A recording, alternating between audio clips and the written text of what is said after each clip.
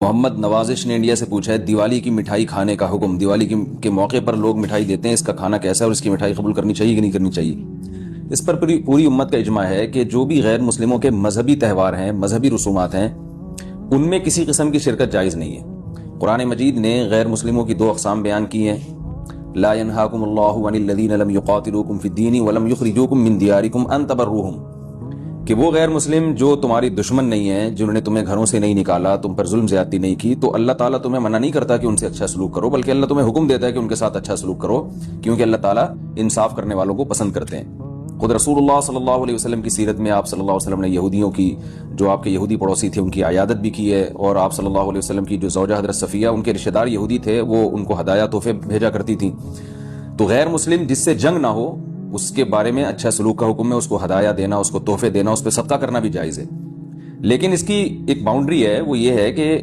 ایسا نہ ہو کہ آپ ان کے مذہبی معاملات میں، ان کی مذہبی رسومات میں شرکت کرنا شروع کر دیں، کیونکہ کسی بھی طرح سے ان کے مذہب کو اپریشیٹ کرنا، اس کی حوصلہ افزائی کرنا جائز نہیں ہے، کیونکہ یہ اس کی علامت ہے کہ آپ کو اپنے برحق ہونے پر اطمینان نہیں ہے۔ لوگ یہ کہتے ہیں کہ وہ بھی تو ہماری عید میں شریک ہوتے ہیں، تو دیکھیں ان کے مذہب میں یہ اجازت ہے کہ ہماری عید میں اور ہمارے تہوار میں شریک ہوں، ہمارے مذہب میں اجازت نہیں ہے، تو ہم تو اپنے مذہب کو فالو کریں گے۔ ہمارے مذہب میں کرسمس ہے یا جو بھی ان کے مذہبی تہوار ہیں، ان میں کسی بھی قسم کی شرکت کی ہمیں شریعت میں اجازت نہیں دی ہے۔ ہاں، قرآن میں اللہ نے دوسرے مقام پہ فرمایا کہ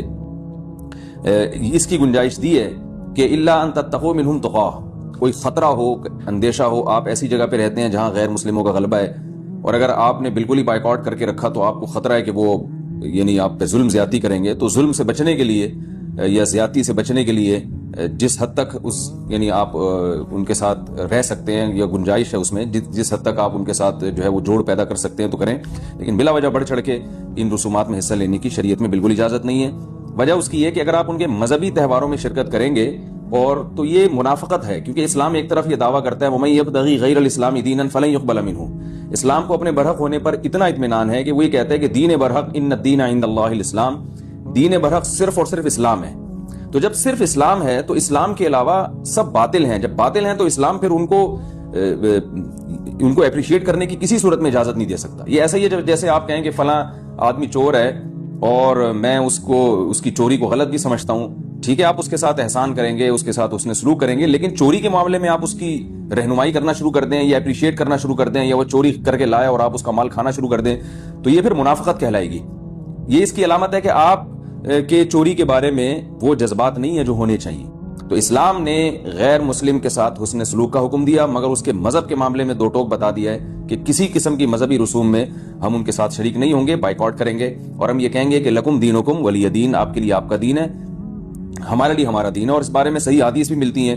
حضرت انس بن مالک رضی اللہ تعالیٰ عنہ فرماتے ہیں کہ ہم مدینہ میں تھے، ایک خاص تہوار تھا جو شروع سے اہل عرب کا چلا آ رہا تھا، ہم وہ تہوار منایا کرتے تھے، تو آپ صلی اللہ علیہ وسلم نے ہمیں اس تہوار سے منع کر دیا، اور آپ صلی اللہ علیہ وسلم نے فرمایا کہ اللہ تعالیٰ نے ہمیں اس کے بدلے میں دو تہوار دے دیے ہیں، ایک عید الفطر اور عید الاضحیٰ۔ تو آپ نے یہ نہیں کہا کہ مسلمانوں کا تہوار عید الفطر اور عید الاضحیٰ تو یہ بھی مناؤ، اور وہ پرانا جو آ رہا ہے چلو وہ بھی مناتے رہو، اس کو منع کر دیا، اور فرمایا کہ جب اللہ نے ہمیں بدلے میں اس سے اچھے تہوار دے دیے ہیں تو اب ہم ان تہواروں کو نہیں منائیں گے۔ تو تہوار کو منانا یہی ہوتا ہے کہ آپ ان کے ساتھ مٹھائی میں شریک ہو جائیں یا ان کے ساتھ رنگ رلیوں میں شریک ہو جائیں، کسی بھی طرح سے شرکت ہوگی تو وہ منانا ہی کہلائے گی، لہذا اس کی اجازت نہیں۔